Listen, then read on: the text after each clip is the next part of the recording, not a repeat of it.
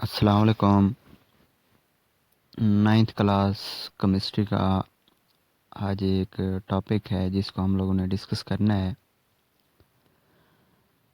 आज का जो हमारा टॉपिक है वो है मॉलिक्यूलर आयन। आज हम लोगों ने मॉलिक्यूलर आयन को समझना है कि मॉलिक्यूलर आयन क्या होता है। सबसे पहले हम लोगों ने देखना है कि मॉलिक्यूल क्या होता है। मॉलिक्यूल को डिस्कस करते हैं, उसके बाद देखेंगे कि मॉलिक्यूलर आयन क्या होता है। अगर बात की जाए मॉलिक्यूल की, तो by the combination of one और मोर इलेक्ट्रॉन, यानी कि एक या दो से ज़्यादा एटम्स के मिलने से हमारे पास मॉलिक्यूल बनता है। और आयंस ऐसी स्पेशीज़ होती है जिसके ऊपर कोई ना कोई चार्ज होता है। तो जिस मॉलिक्यूल के ऊपर कोई चार्ज होगा वो मॉलिक्यूलर आयन बन जाता है। मॉलिक्यूलर आयन की हम लोग डेफिनेशन देखते हैं कि मॉलिक्यूलर आयन की डेफिनेशन क्या है। इसकी डेफिनेशन है molecule having charge on it is called molecular ion, यानी कि ऐसा मॉलिक्यूल जिसके ऊपर चार्ज हो वो हमारे पास मॉलिक्यूलर आयन कहलाता है। दूसरे नंबर पे जो चीज़ हम लोगों ने देखनी है इसकी फार्मेशन, के मॉलिक्यूलर आयन बनता किस तरह है। Molecular ion is form by the loss और गेन ऑफ इलेक्ट्रॉन, लूज और गेन ऑफ इलेक्ट्रॉन, यानी कि मॉलिक्यूलर आयन इलेक्ट्रॉन के इश्तराक या डोनेटिंग से बनता है। इलेक्ट्रॉन के अखराज और इंदराज से जो मॉलिक्यूलर आयन बनता है। अगर इसकी टाइप्स देखी जाएं तो हमारे पास मॉलिक्यूलर आयन की दो टाइप्स होती हैं।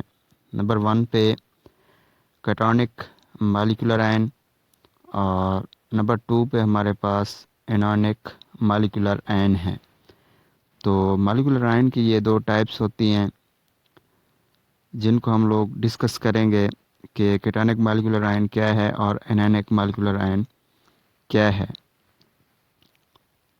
अगर पहले नंबर की बात की जाए तो हमारे पास जो कैटोनिक मॉलिक्यूलर आयन है और एनोनिक मॉलिक्यूलर आयन है, तो देखते हैं कि कैटोनिक मॉलिक्यूलर आयन क्या है और एनोनिक मॉलिक्यूलर आयन क्या है। Molecule having charge, having positive charge, यानी कि ऐसा मॉलिक्यूल जिसके ऊपर मस्बत चार्ज हो वो हमारे पास कैटोनिक मॉलिक्यूलर आयन कहलाता है। दूसरे नंबर पर एनोनिक मॉलिक्यूलर आयन की बात की जाए, मॉलिक्यूल हैविंग नेगेटिव चार्ज, के ऐसा मॉलिक्यूल जिसके ऊपर नेगेटिव चार्ज हो वो हमारे पास एनोनिक मॉलिक्यूलर आयन कहलाता है। अगर हम लोग देखें तो कैटोनिक मॉलिक्यूलर आयन बनता किस तरह है कि cationic molecular ion by the lose of electron, यानी कि इलेक्ट्रॉन के अखराज से कैटोनिक मॉलिक्यूलर आयन बनता है। और बात की जाए एनोनिक मॉलिक्यूलर आयन की, तो बाय गेन ऑफ इलेक्ट्रॉन, यानी कि इलेक्ट्रॉन के इश्तराक से हमारे पास एनोनिक मॉलिक्यूलर आयन बनता है। कैटोनिक मॉलिक्यूलर आयन की अगर हम लोग एग्जांपल मिसालें देखें तो कोई भी हम लोग मॉलिक्यूल लिख दें और उसके ऊपर पॉजिटिव चार्ज लगा दें तो वो हमारे पास कैटोनिक मॉलिक्यूलर आयन होगा। मिसाल के तौर पर हमारे पास NH3+ है, तो ये हमारे पास कैटोनिक मॉलिक्यूलर आयन की एक एग्जांपल है।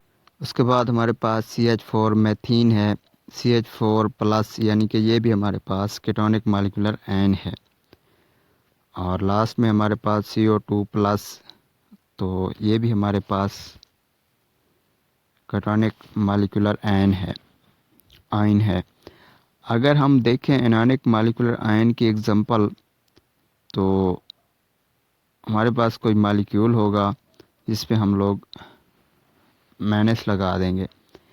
तो मिसाल के तौर पर हमारे पास CO2 है, तो इसके ऊपर माइनस चार्ज है, तो ये हमारे पास एनोनिक मॉलिक्यूलर आयन है। इसके बाद CH4 माइनस, ये भी हमारे पास इनऑर्गेनिक मॉलिक्यूलर आयन है।